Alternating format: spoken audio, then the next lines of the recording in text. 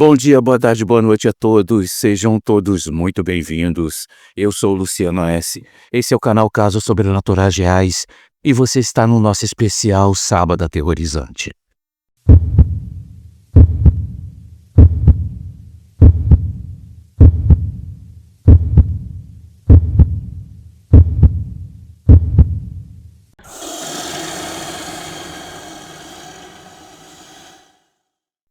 Antes de começarmos, eu quero pedir para você que ainda não é inscrito que faça sua inscrição e ative o sininho, pois dessa forma você sempre será avisado quando o vídeo novo for lançado. Depois que você fizer a sua inscrição, assista esse vídeo até o final. E se você gostar, só se você gostar, deixe o seu like, pois isso ajuda muito o nosso canal. Aproveite também para escrever nos comentários de que cidade do Brasil ou do mundo você está nos assistindo, pois é sempre muito importante para a gente conhecer você que está aí do outro lado. Então é isso, meus amigos. Sem mais enrolação, ponha seus fones de ouvido, apague as luzes e vamos para a história.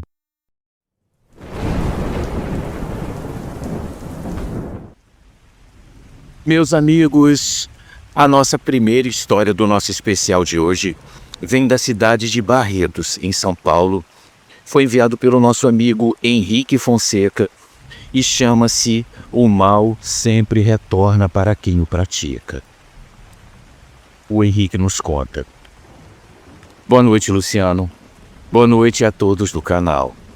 Eu ouço com frequência as histórias do canal e eu sou inscrito há pouco mais de 2 anos. Muito obrigado, Henrique. Há alguns anos eu estava frequentando a casa de uns amigos, onde eu acabei conhecendo um senhor que é engenheiro, e também a esposa dele, que sempre estava com ele. A partir daí a gente criou amizade e começou a se ver com frequência. Em uma dessas conversas mais longas, eles me contaram uma história que, sinceramente, me deixou bastante impressionado quando eu ouvi. A esposa dele nasceu em um país do Oriente Médio que eu não me recordo exatamente qual. E ela é cerca de 15 anos mais nova que ele. Mesmo assim, ela vive no Brasil desde criança, desde a época em que ela chegou com a mãe e as 2 irmãs mais novas. O meu amigo conheceu ela quando ela ainda era bem jovem. Pouco tempo depois de se casarem, eles tiveram uma filha pequena que trouxe muita alegria para os dois. Mesmo eles já estando perto dos 40 anos e sem nenhuma experiência anterior como pai. A gente sabe que, em muitos países do Oriente Médio, as mulheres quase não têm direito de escolha, porque as leis e os costumes são fortemente ligados a religiões como o sunismo e o xiismo. Isso acaba criando uma situação muito injusta, cheia de restrições, falta de respeito e muitos abusos que acontecem contra a vontade das mulheres. Além disso, são regiões marcadas por conflitos constantes e guerras quase sem fim. Por causa disso, a esposa desse meu amigo acabou saindo de lá ainda criança junto com a mãe e as irmãs. Elas nunca aceitaram aquelas crenças, nunca frequentaram templos, nunca seguiram as leis dos livros religiosos e nem chegaram a conhecer de perto os lugares onde essas religiões surgiram. A mãe dela não queria aquele tipo de vida para as filhas. O objetivo era dar a elas um futuro melhor, longe daquelas regras duras. Na primeira chance que teve, com muito esforço e ajuda de militares estrangeiros que atuavam na região, ela conseguiu tirar as 3 do país. Primeiro elas foram para a Europa e depois de um tempo vieram para o Brasil, onde decidiram recomeçar suas vidas. Já vivendo aqui, a esposa desse meu amigo estudou, se formou em contabilidade, embora ela nunca tenha trabalhado muito na área. O que ela realmente sabe fazer é dançar.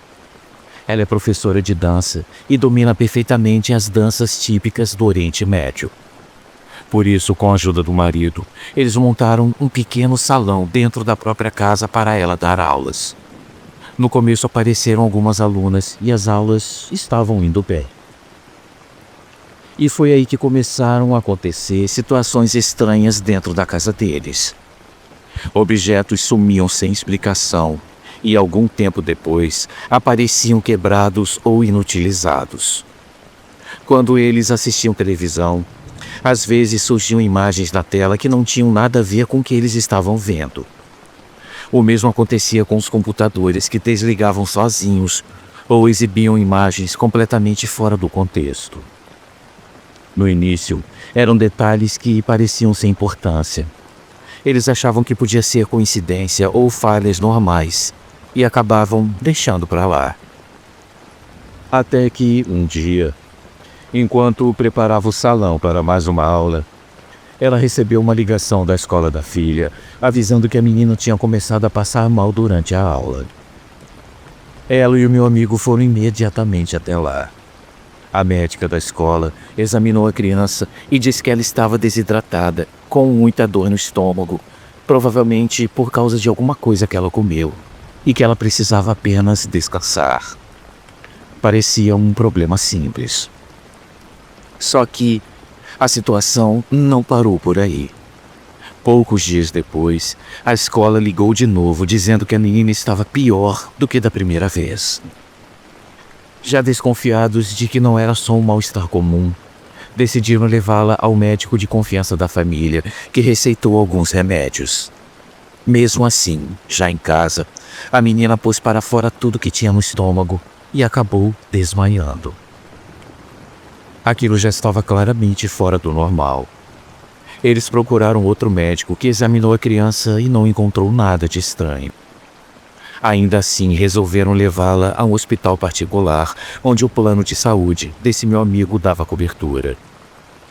Lá, um especialista ouviu toda a história e ficou sabendo que a menina já estava doente havia semanas, passando por vários médicos sem um diagnóstico claro. O médico explicou que, para ter certeza de que não havia nada grave, seria necessário fazer alguns exames mais detalhados, porque aqueles sintomas também podiam aparecer no início de doenças sérias. A menina estava muito pálida, estava fraca, mal conseguia se levantar da cama e ela tinha dificuldade até para falar. O médico pediu calma. Ele disse que precisava ser direto e honesto como profissional.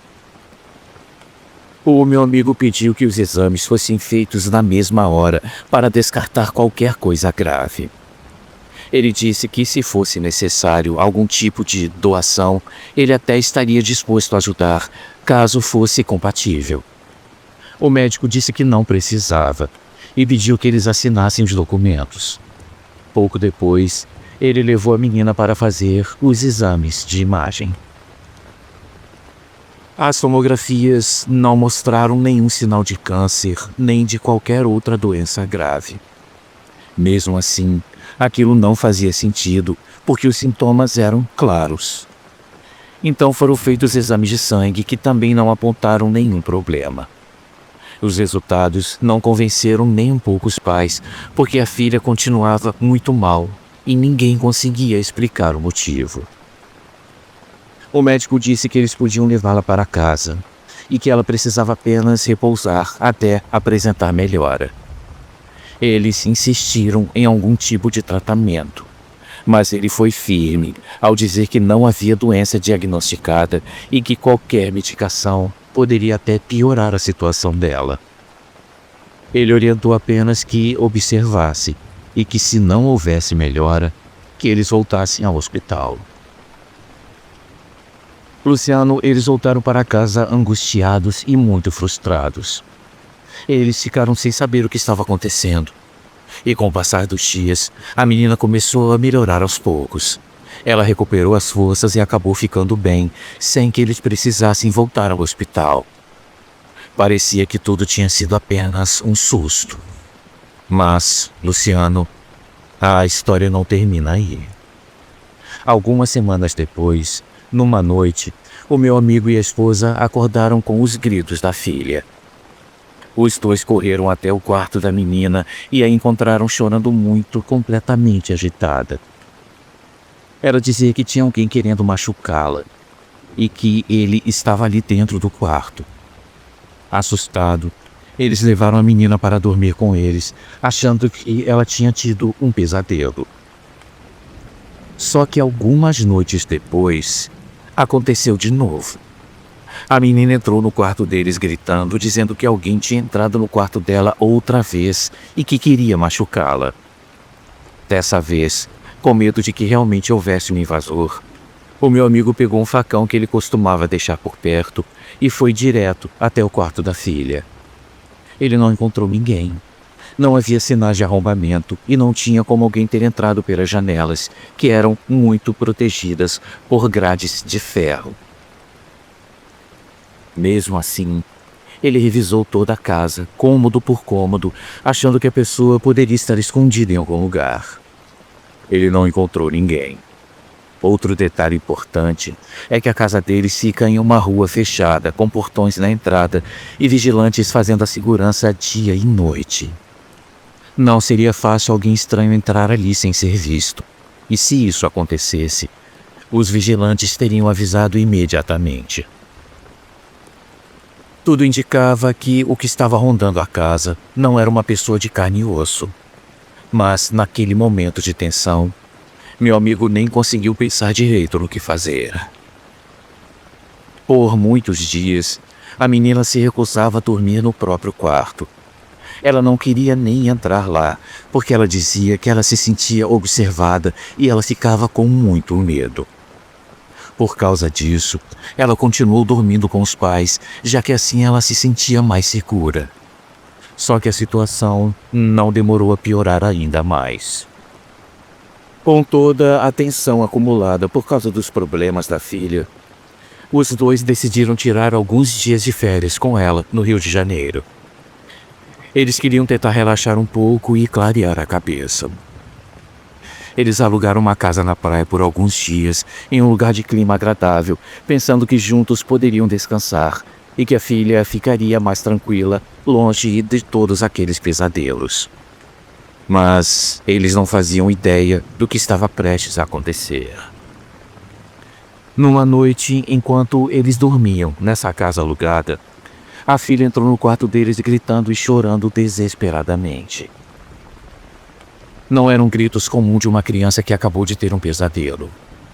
Ela estava realmente tomada pelo medo.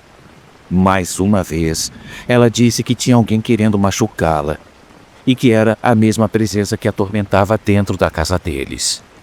Segundo ela, essa coisa tinha seguido a família até ali e naquela noite estava novamente perto deles.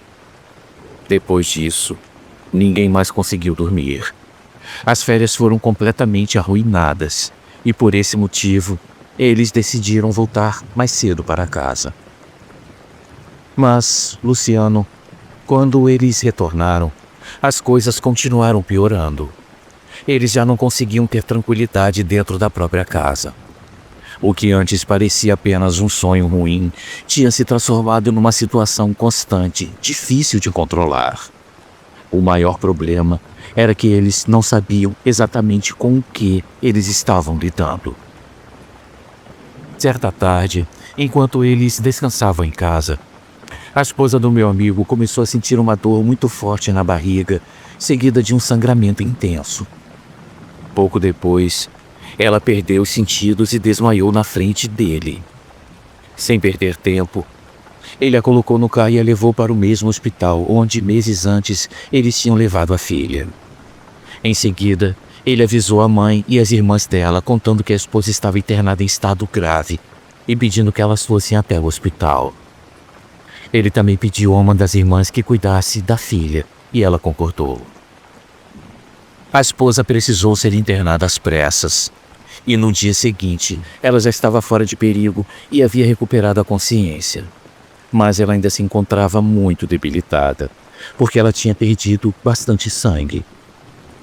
O médico explicou ao meu amigo que talvez eles ainda não soubessem, mas ela estava grávida de poucas semanas e ela tinha perdido a gestação de uma forma repentina, sem nenhuma causa aparente. Ao ouvir isso, os dois não conseguiram segurar o choro. O médico, percebendo a dor deles, disse que eles precisavam ser fortes, porque a filha precisava dos pais bem e firmes. Aí, depois de 2 ou 3 dias, a esposa recebeu alta e pôde voltar para casa. Quando eles chegaram, a filha correu para abraçá-los e todos choraram muito novamente. Quando os pais do meu amigo foram visitá-los, eles também ficaram muito abalados, porque aquilo tinha sido um golpe muito duro para toda a família. O meu amigo me contou que a esposa entrou numa depressão profunda. Em menos de um mês, ela estava visivelmente abalada, tanto emocionalmente quanto fisicamente. Chegou um ponto em que ela mal tinha forças para andar, e muitas vezes ela ficava sentada quase sem se mexer, com lágrimas escorrendo sem que ela percebesse. A situação ficou muito difícil. Ele tinha medo até de abraçá-la ou de pegá-la no colo, de tão fraca que ela estava. Além disso, ela passou a sentir muitas dores pelo corpo, somadas ao sofrimento emocional de tudo o que eles estavam vivendo. Durante várias noites, ela acordava chorando e muito agitada. Quando ele perguntava o que tinha acontecido, ela contava que sonhava repetidamente com cenas em que alguém fazia mal à filha, e ela não conseguia impedir. Ela só conseguia ficar parada vendo a menina sofrer. Ele tentava acalmá-la, dizendo que a filha estava ali com eles. Mas mesmo assim, ela abraçava a menina com medo de que aquele sonho um dia se tornasse realidade. Esses pesadelos se repetiram por muitas noites, sempre com a mesma situação e sempre no mesmo lugar. E foi aí que eles entenderam que aquilo era sério demais e que podia estar fora do alcance deles. Mesmo assim, eles não tinham outra escolha. Eles precisavam dar um jeito naquela situação. Foi nesse momento que eles perceberam que tudo aquilo não parecia ser uma doença ou algum problema físico. A situação já estava entrando no campo do sobrenatural, mesmo sem eles entenderem o motivo de tudo estar acontecendo justamente com a família deles. Sem outras opções, meu amigo decidiu procurar ajuda em um terreiro de umbanda que fica no mesmo bairro onde eles moram. Lá ele conheceu um pai de santo que ocupava um cargo de liderança e conseguiu conversar com ele sobre tudo o que eles estavam enfrentando. Ele contou toda a história com todos os detalhes. O pai de santo ouviu com atenção e, por ter muita experiência, se dispôs a ajudar. Ele foi até a casa da família para conversar com a esposa e entender melhor o que estava acontecendo. Assim que entrou na casa, o pai de santo disse que sentiu uma sensação ruim no ambiente e que ele tinha um pressentimento negativo.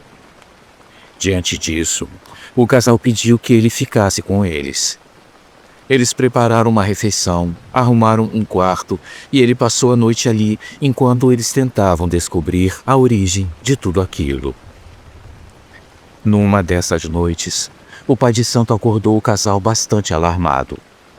Ele disse que ele tinha descoberto o que poderia estar causando todo aquele sofrimento.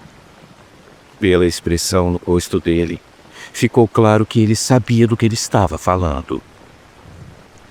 Ele disse que eles precisavam ir imediatamente a um lugar específico e que ele iria acompanhá-los, mas que a filha teria que ficar com algum familiar. Mais uma vez, deixaram a menina com a irmã da esposa e seguiram com o pai de santo. Durante o caminho, o pai de santo foi indicando a direção. Eles foram ficando confusos porque eles estavam indo para um lugar distante e desconhecido, onde eles não tinham parentes e nem conheciam ninguém. Mesmo assim, o pai de santo dizia que eles estavam no caminho certo. Até que eles chegaram a algumas casas abandonadas. Elas ficavam à beira da estrada, bem longe da área urbana. O pai de santo pediu que eles entrassem. Com lanternas acesas, eles encontraram vários trabalhos de magia negra direcionados à filha deles.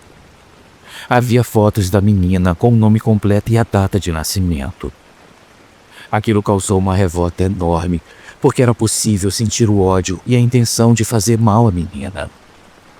O pai de santo disse que em um desses trabalhos, possivelmente a pessoa estava oferecendo a alma da criança às forças das trevas, dizendo que ela pertencia a elas e que eles não deveriam ter piedade. O pai de santo pediu que mantivessem a calma e perguntou se eles suspeitavam de alguém, porque aquilo tinha sido feito por alguém próximo que conhecia a família e queria atingi-los onde mais doía. Eles disseram que não tinham desavenças com ninguém e que eles não desconfiavam de familiares, já que todos se davam muito bem. Sem pensar duas vezes, eles jogaram álcool em tudo e atearam fogo para destruir aqueles trabalhos. O pai de santo pediu que eles continuassem rezando enquanto tudo queimava. Depois que as chamas se apagaram, eles jogaram mais álcool e colocaram fogo novamente. Mesmo assim, algumas coisas resistiam e não queriam queimar. O pai de santo então fez uma reza em voz alta e essas coisas emitiram sons estranhos por alguns minutos, até cessarem de vez. O homem disse que eles não precisavam procurar quem tinha feito aquilo e nem buscar vingança. Luciano, o pai de santo, disse que eles não precisavam procurar quem tinha feito aquilo e nem buscar vingança. Segundo ele, toda aquela maldade voltaria sozinha para quem a praticou. Depois disso, eles voltaram para casa com o pai de santo, que fez uma bênção em todos os cômodos, principalmente no quarto da filha. Aos poucos, a tranquilidade foi retornando. Ele deixou uma receita de um banho de ervas e uma reza para ser lida em voz alta, caso aquilo voltasse a acontecer novamente. Por muito tempo eles ficaram sem saber quem teria sido capaz de desejar tanto mal a uma criança. Até que alguns meses depois, uma mulher morreu de uma forma trágica em consequência de um incêndio. Essa mulher tinha sido companheira do meu amigo alguns anos antes dele conhecer essa atual esposa. Ele sempre tinha feito de tudo por ela. Ele a apoiava, a ajudava e chegou até a pedir ela em casamento. Os dois tinham prometido ficar juntos em qualquer situação. Mas quando ele começou a ter problemas de saúde e dificuldades financeiras, ela o abandonou e foi embora com outro homem que podia oferecer mais do que ele. Depois disso, eles nunca mais tiveram contato. Com o tempo, meu amigo se recuperou. Ele voltou a estudar, fez uma pós-graduação, conseguiu um ótimo emprego e cresceu profissionalmente, e até conseguiu construir a sua própria casa. Quando a vida dele começou a melhorar, aquela mulher tentou voltar. Ele deixou claro que não era mais possível porque ele já estava casado e esperando a primeira filha. Aquilo despertou nela uma raiva profunda por não aceitar vê-lo feliz com outra pessoa. E foi então que tudo fez sentido. Ela tinha sido a responsável pelos trabalhos de magia negra, movida pelo ódio e desejo de destruir a felicidade da família. Se ela não podia ser feliz, ela também não permitiria que eles fossem. O incêndio aconteceu no lugar onde ela dormia. Ela não conseguiu sair a tempo. Sofreu queimaduras gravíssimas e acabou perdendo a vida depois de dias internada. O meu amigo disse que ele não se surpreendeu com o que ela foi capaz de fazer, mas ele sentiu revolta por ela ter atacado o que ele tinha de mais sagrado, que era a sua própria família.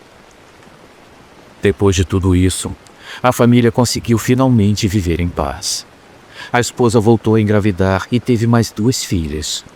Hoje eles são mais unidos do que nunca, seguem a vida com tranquilidade e mantêm a fé. O meu amigo abriu o próprio negócio na área de construção e a esposa continua dando aulas de dança, agora na própria escola e com muitas alunas. Luciano, eu peço desculpas se eu não consegui me expressar muito bem. Eu não tenho o costume de escrever, então eu espero não ter me embolado muito com as palavras. Mas o essencial da história está aí. Eu espero que você e os ouvintes tenham gostado da minha história. Eu deixo aqui o meu muito obrigado e um grande abraço a todos. Assina Henrique Fonseca, da cidade de Barretos, em São Paulo. Meu amigo Henrique Fonseca, muito obrigado por você ter enviado a sua história pra gente. Não precisa pedir desculpas não, você escreveu muito bem. Você não se embolou com as palavras. Você foi muito bem na história que você se propôs a contar, meu amigo. Eu só tenho que te agradecer mais uma vez e te desejar uma boa noite. Um grande abraço para você.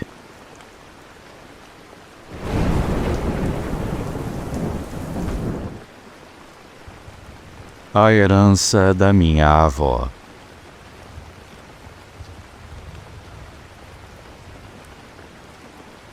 Boa noite, Luciano. Boa noite a todos os inscritos. Meu nome é Jaqueline e eu sou de Ilhéus, na Bahia. Luciano, até hoje a gente fala desse assunto na família meio por cima, como se ficar tocando demais nesse assunto pudesse chamá-lo de volta. Tudo começou quando a minha avó morreu. Não teve nada de estranho na morte dela. Foi idade, cansaço do corpo mesmo. Ela já estava acamada havia um tempo, lúcida em alguns momentos, muito quieta em outros. Depois que ela se foi, veio aquela obrigação de reunir todo mundo para resolver o que ela tinha deixado. A casa dela era antiga, simples, dessas que vão juntando coisas ao longo da vida. A gente entrou esperando encontrar algum dinheiro guardado, joia, alguma escritura, qualquer coisa que justificasse aquela reunião. Mas não tinha nada disso. Eram só móveis velhos, roupas usadas, panelas gastas e caixas com objetos que ninguém lembrava para que serviam. Mesmo assim, por respeito, ninguém saiu de mãos vazias. Cada um pegou alguma coisa pequena para não parecer que estava fazendo desfeita. Eu fiquei com uma caixa de madeira meio empenada com umas marcas estranhas na tampa. Dentro tinha um terço antigo, um pano dobrado e um objeto de metal que eu não soube identificar direito. Não era bonito e nem era útil, mas eu levei assim mesmo. Meus tios levaram outras coisas. Minha mãe ficou com um espelho pequeno. Uma prima pegou um relógio que nem funcionava. Foi tudo muito normal naquele dia. O problema começou alguns dias depois. Uns 3 dias depois do enterro, eu tive um sonho estranho. No sonho eu estava dentro da casa da minha avó, mas ela parecia maior por dentro. Os corredores não acabavam e eu escutava passos atrás de mim. Eu não cheguei a ver ninguém, mas eu acordava sempre com a sensação de que tinha alguém parado perto da cama. Eu achei que fosse nervosismo, saudade, qualquer coisa assim. No mesmo dia, minha mãe comentou que tinha sonhado com a avó também. O sonho dela era diferente, mas tinha a mesma sensação de presença. No dia seguinte, um tio ligou dizendo que estava dormindo mal e que ele escutava um barulho de móvel arrastando na casa dele de madrugada. A gente riu e tentou aliviar. Só que esse tipo de relato começou a se repetir demais, com praticamente todo mundo da família. Uma prima machucou o pé tropeçando num degrau que sempre esteve ali. Um tio teve um corte profundo na mão lavando a louça, num movimento bobo, e ele precisou inclusive levar muitos pontos. Minha mãe começou a esquecer coisas básicas, como uma panela no fogo e as portas abertas. Tudo coisa pequena, mas sempre com aquele clima estranho de repetição. E todos sonhavam com a mesma casa, mesmo todos morando longe. Na minha casa começaram-se a se ouvir sons. Eu escutava passos à noite sempre no mesmo horário. Não era madeira estalando porque a casa não rangia daquele jeito. Parecia alguém andando descalço, arrastando um pouco o pé. Quando eu me levantava para olhar, nunca tinha ninguém. A caixa da minha avó ficava guardada no armário e às vezes eu tinha a impressão de que ela mudava de posição sozinha. Mas eu não mexia nela. Com o tempo, a gente começou a falar mais abertamente. Descobrimos que todo mundo estava passando por alguma coisa parecida. Sonhos iguais em detalhes que ninguém tinha contado antes, como a porta dos fundos da casa da avó sempre aberta, uma luz acesa no quarto que ela dormia, e até o cheiro era mencionado, aquele cheiro de casa fechada misturado com erva velha. Foi numa dessas conversas que a minha mãe lembrou de uma coisa antiga. Ela disse que quando era criança, minha avó já comentava que não queria morrer deixando aquilo tudo para uma pessoa só. Na época ninguém deu importância. Agora, a frase fazia um sentido estranho. Pouco tempo depois aconteceram coisas mais sérias. Um primo sofreu um acidente de carro leve, mas repetiu o mesmo movimento que outro primo tinha feito semanas antes, como se fosse ensaiado. Um tio caiu da escada exatamente como o outro tinha caído dias antes, machucando o mesmo lado do corpo. Não era uma coincidência simples. Era um padrão. Eu resolvi abrir a caixa de novo. Dentro, além do que eu já tinha visto, tinha um papel dobrado no fundo, quase colado na madeira. Era um tipo de anotação antiga escrita à mão, com palavras que eu não entendi direito. Não parecia português correto.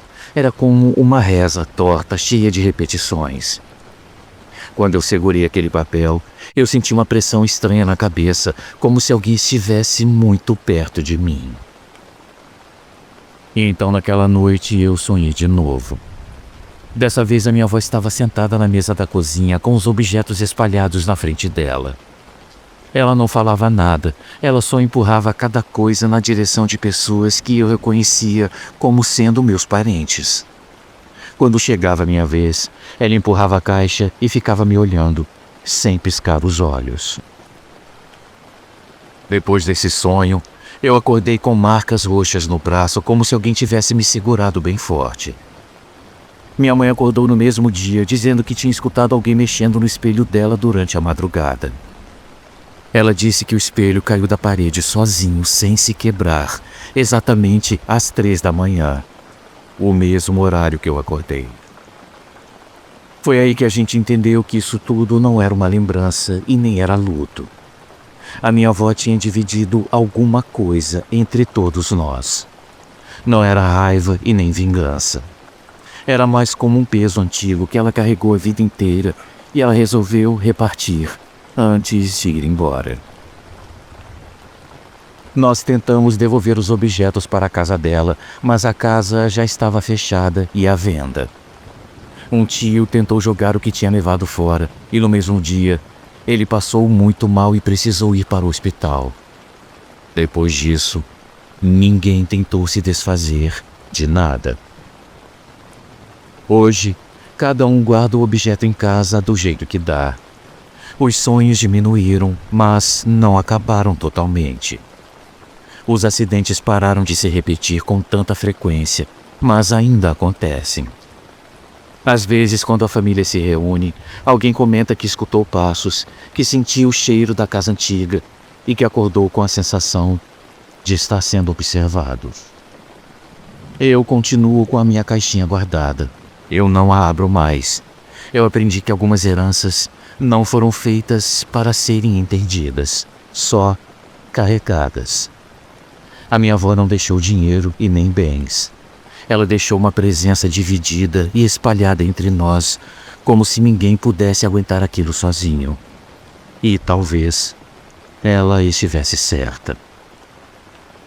Luciano, muito obrigado por ler a minha história. Eu sou uma grande fã do canal e eu te acompanho desde que você começou. Uma vida longa e próspera a você e a todos os inscritos.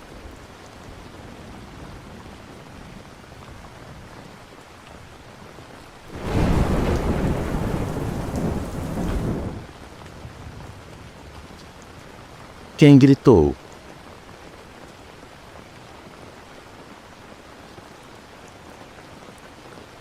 Boa noite a todos.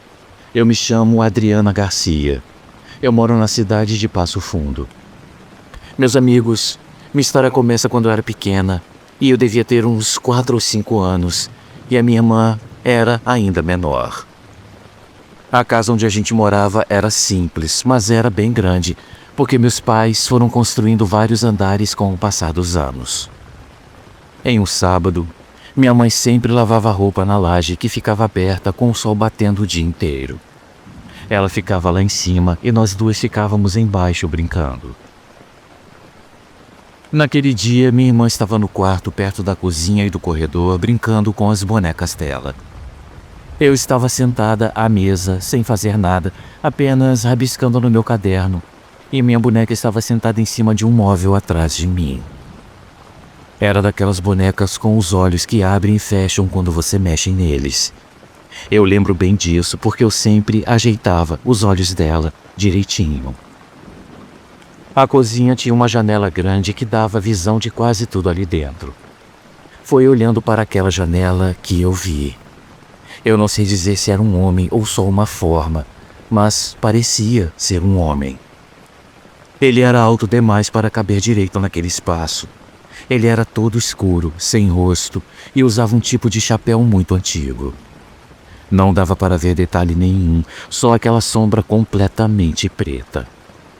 Mesmo assim, eu tinha a certeza de que ele estava me olhando. Ele ficou parado por alguns segundos e depois começou a girar no mesmo lugar.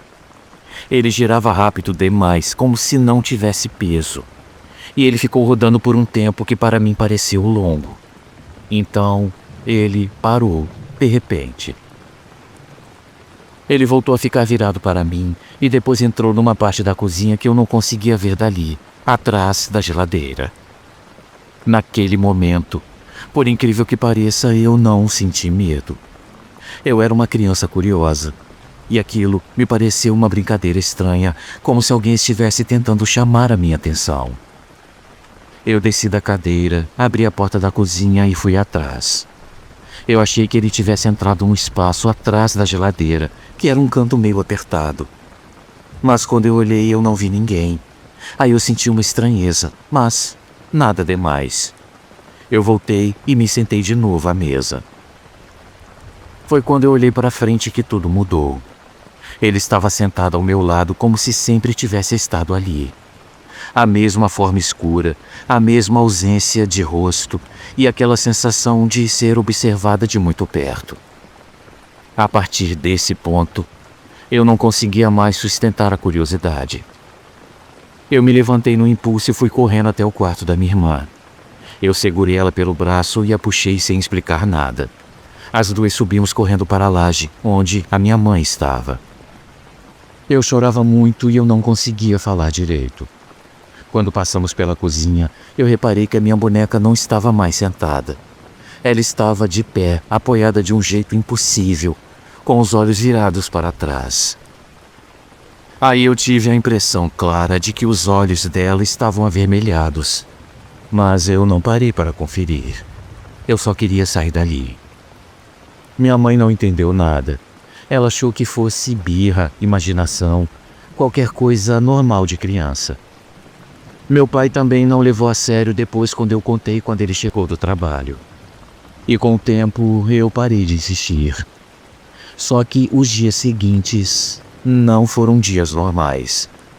Eu passei a dormir muito mal, eu acordava assustada, eu sonhava com aquela figura quase todas as noites. Não era um sonho confuso, era sempre a mesma imagem, parada, olhando diretamente para mim. Depois de um tempo, isso simplesmente parou de acontecer. Eu cresci, a casa mudou um pouco e a vida seguiu. Eu quase nem me lembrava mais disso. Anos depois, quando eu já era adolescente, meus pais começaram a construir um quarto novo no andar de cima, que seria meu. Ainda estava só no cimento, não tinha acabamento. E um dia, umas amigas foram lá em casa para ver um filme. Já estava tarde e só tinham ficado duas comigo. Eu não sei por qual motivo, eu resolvi mostrar o quarto novo.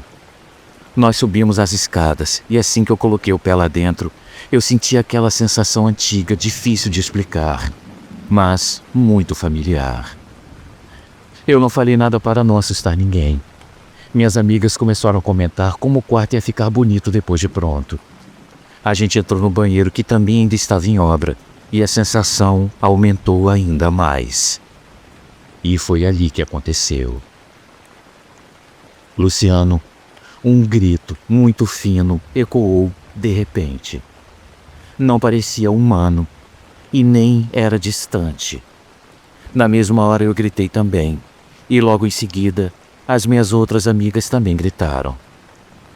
A gente saiu correndo escada abaixo e quando paramos, alguém perguntou quem tinha gritado primeiro. Nenhuma de nós soube responder. Cada uma achou que a outra tinha gritado, depois de ouvir o grito inicial. Ficou claro que nenhuma de nós tinha começado. O silêncio foi quebrado de novo quando uma delas disse que tinha visto uma mulher olhando da porta do quarto. Eu não contei naquele momento, mas eu tinha visto um homem. A mesma figura de anos atrás, com o mesmo jeito de olhar. Eu fiquei quieta, tentando entender como duas coisas diferentes tinham sido vistas no mesmo lugar. Depois que o quarto ficou pronto, eu passei a dormir lá. Na primeira noite eu acordei com um barulho na janela. Era como se unhas arranhassem um vidro bem devagar. E quando eu abri os olhos, ele estava lá fora parado olhando para mim. Ele entrou pela porta como se aquilo fosse normal e sentou na ponta da minha cama. O meu corpo não respondia.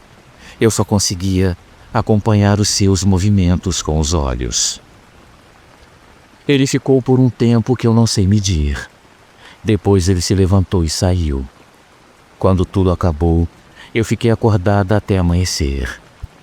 No dia seguinte, eu contei para minha irmã mais velha que antes dormia naquele quarto.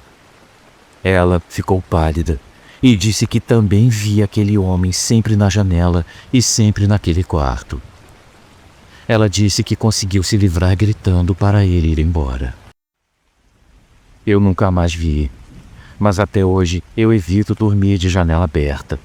Não por medo declarado, mas por respeito àquilo que uma vez decidiu se mostrar para mim. Uma ótima noite a todos e até uma próxima oportunidade.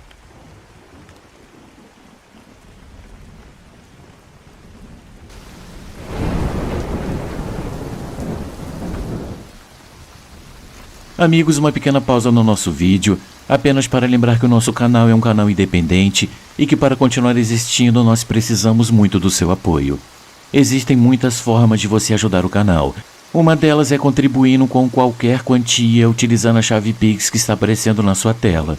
Outra é se tornando membro contribuindo com apenas R$ 7,99 por mês clicando no link Seja Membro. Você também pode nos ajudar sempre curtindo, comentando e compartilhando nossos vídeos, pois dessa forma a plataforma vai ampliar o alcance do nosso canal e ele será cada dia mais conhecido. Desde já, a gente agradece e agora vamos continuar com o vídeo.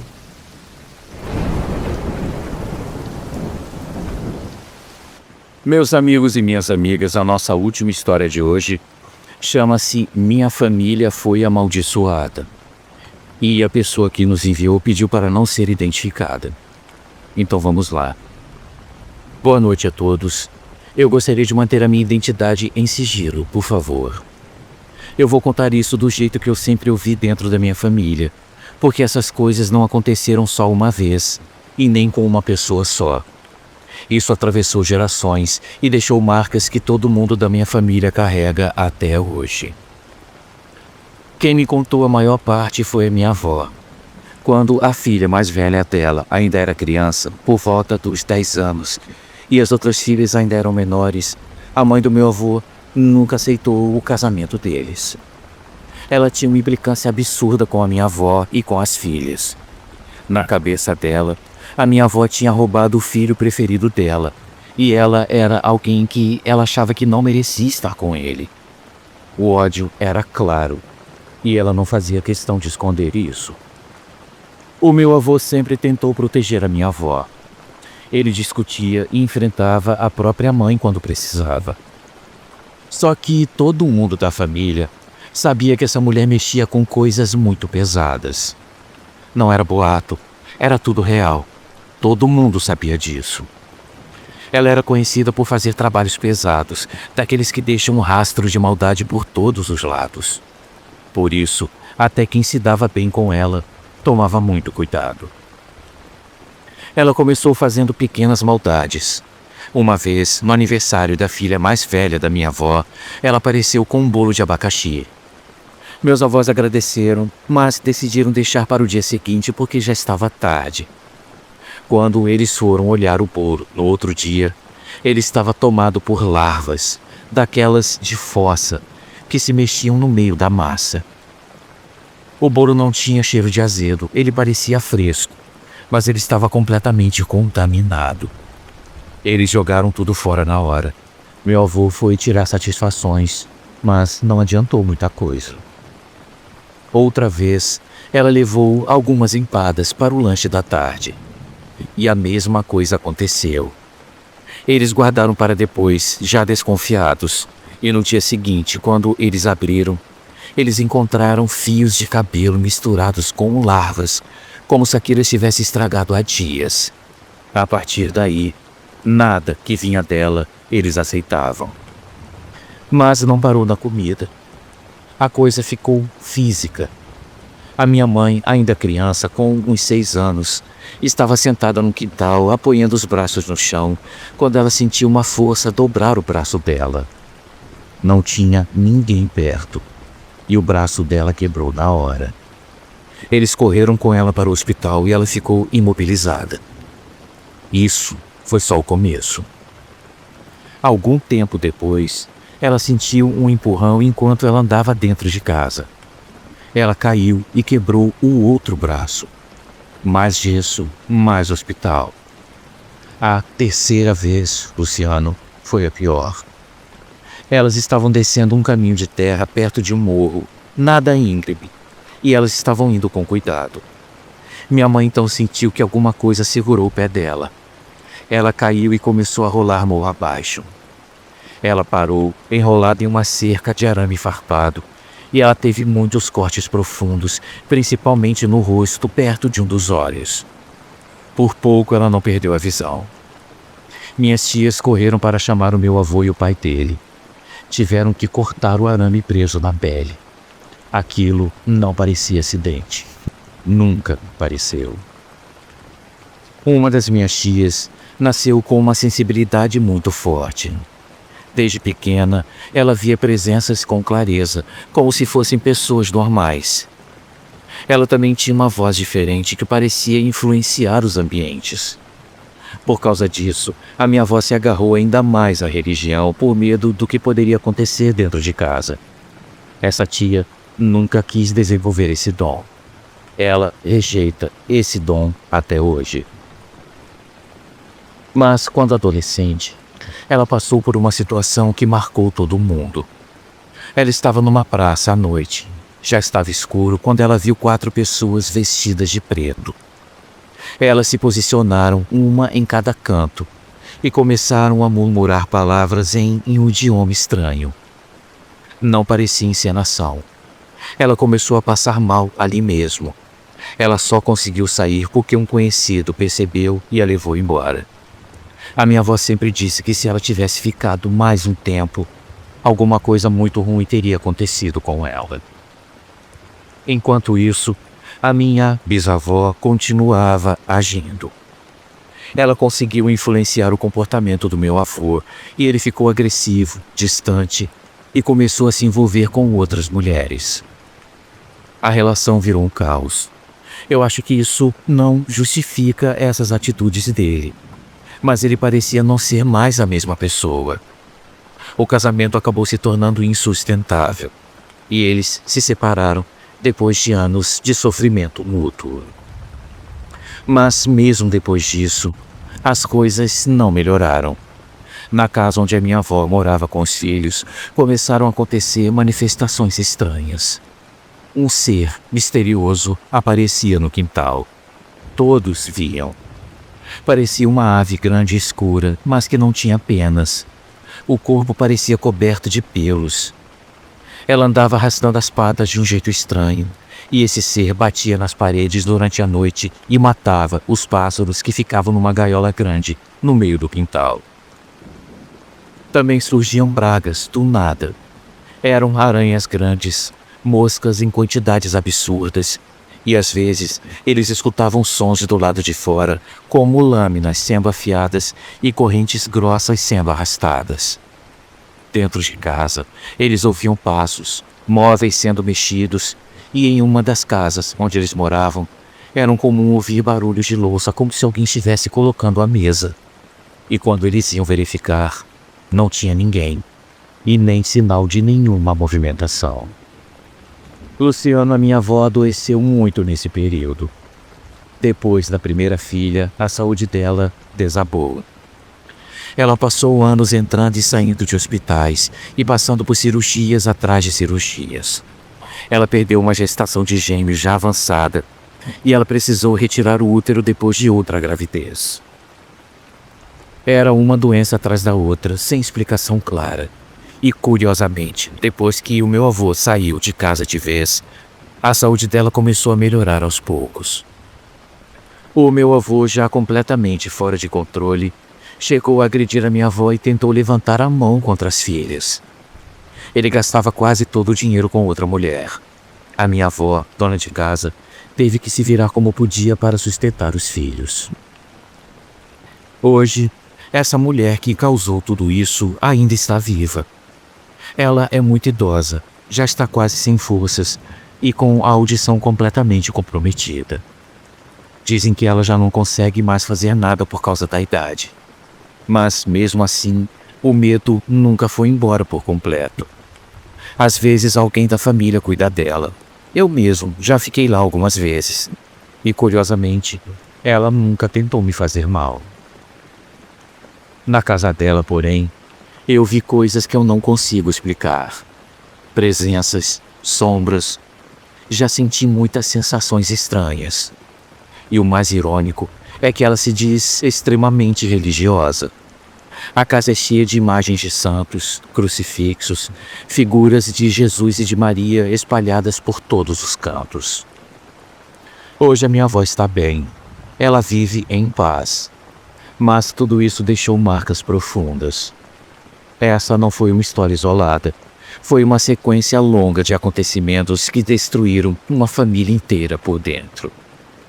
E quem viveu sabe que não foi imaginação e nem coincidência. Essas coisas acontecem uma após a outra. E ninguém nunca se esqueceu. Esse foi o meu relato, meus amigos. Muito obrigado a todos e uma excelente noite. Meu amigo ou minha amiga, muito obrigado por ter enviado essa história pra gente, tá? Essa situação envolvendo família sempre é muito complicado, né? Bom, enfim, eu espero que as coisas estejam bem, né? Espero que tudo tenha se resolvido e que todos estejam vivendo felizes e em paz. Muito obrigado, tá, meu amigo, por ter enviado essa história e uma ótima noite para você também.